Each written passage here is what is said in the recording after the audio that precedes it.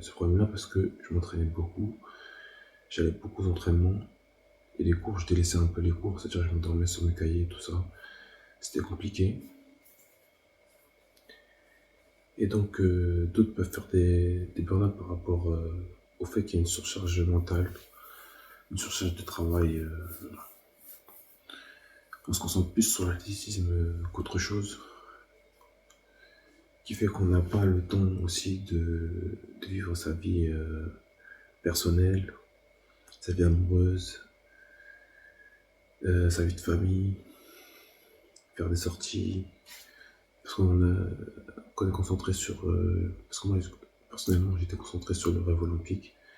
Donc les sorties, je faisais très, très peu de sorties, très rarement. Et il fallait que je fasse attention à mon alimentation, il fallait que je fasse attention à ne pas boire d'alcool. Si l'alcool, c'est pas mon truc du tout. Aussi, je fasse attention... je fasse attention à tout ce qui est addiction, quoi. Parce que ça peut vite tomber dans le trou. Ça peut vite t'empêcher de progresser. Le sommeil aussi. Le sommeil aussi. Le fait d'enchaîner les entraînements plus les cours, ça m'a fait aussi beaucoup de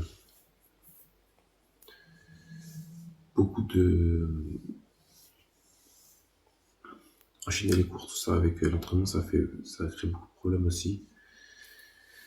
Vu que moi depuis 6 ans c'est ça que je veux faire, c'est l'athlétisme, j'avais pas d'autres échappatoires. J'avais pas d'autres échappatoires. Et du coup, je me suis pris dedans, quoi. Je me suis pris dedans, je me suis dit, bon, il y a que ça. Tu te mets. Quand tu perds, tu te mets dans la chambre, tu te mets dans ta chambre dans le noir et tout. T'es mal parce que tu te dis, j'ai pas gagné, j'ai pas eu cette première place que je voulais. T'es sur le podium, t'es content, mais tu voulais la première place comme je suis un gagnant, je suis perfectionniste. Je, je n'accepte pas du tout la défaite. Mais il faut relativiser, il faut se dire que derrière il y a quelque chose, il y a de l'espérance à acquérir, il y a des choses à aller chercher, quoi. Et vraiment, je trouve ça bien. L'athlétisme, vraiment, c'est un sport vraiment très bien. Et il faudra vraiment que les athlètes comprennent aussi, même les athlètes qui sont en devenir, qui peuvent devenir de grands athlètes, pardon, ben, qu'il faut prendre un préparateur mental pour visualiser sa performance, comment on peut, voilà, comment on peut gagner, et aussi pour qu'ils puissent leur faire comprendre que à chaque défaite, on peut se rattraper et faire mieux encore la prochaine fois. Voilà, c'est ça qui est important. Donc prendre un préparateur mental, c'est très important si tu veux devenir un athlète, toi tu me regardes, de devenir, je sais pas, tu te mets dans ta tête, tu te projettes, tu te dis je veux battre Duplantis plus tard, ben dis-toi que c'est possible. Et là, après, tu auras la mentale pour ça. Après, faut vraiment te préparer mentalement, psychologiquement, à te prendre tes barrières parce que j'en parlerai dans d'autres vidéos, il y a le retour de la médaille parce que moi, j'ai fait le championnat de France en 2014-2015 de cross et aussi de 10 km en 2014-2015 aussi et 2018 championnat de France FFSU. Ça date un peu, voilà, parce que j'ai arrêté l'athlétisme, mais moi je me suis mis dans la création de contenu, donc je me suis dit, bon, je vais essayer d'apporter ma pierre à l'édifice. Et voilà, c'est pour ça que j'ai préparé cette vidéo. Aussi, bon, pour parler du burn-out, il y a beaucoup d'athlètes qui, même après une dépression, n'arrivent pas à revenir à leur niveau. C'est un peu ce qui m'arrive à moi.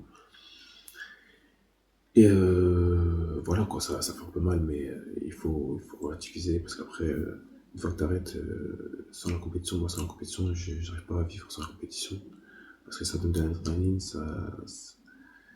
c'est unique en son genre, ce que donne la compétition. Il n'y a pas d'autres. Moi, il n'y avait pas d'autre chose qui m'intéressait à part la compétition. L'entraînement, c'était en faire valoir, quoi. Et je me disais que vraiment, La compétition était importante et est-ce que le résultat de la compétition que j'allais faire était vraiment importante. Et sur la fin aussi, je voulais choisir mes compétitions, puis faire les mêmes compétitions que le club choisissait. Parce que je trouvais ça barbant, je trouvais ça pas intéressant.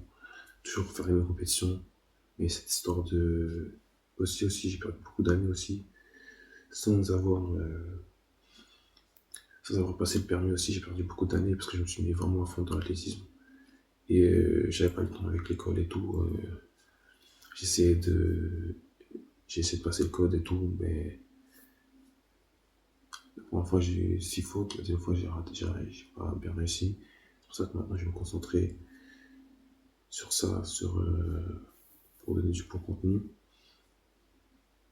Et ne perdez pas de temps, vivez votre vie quand même.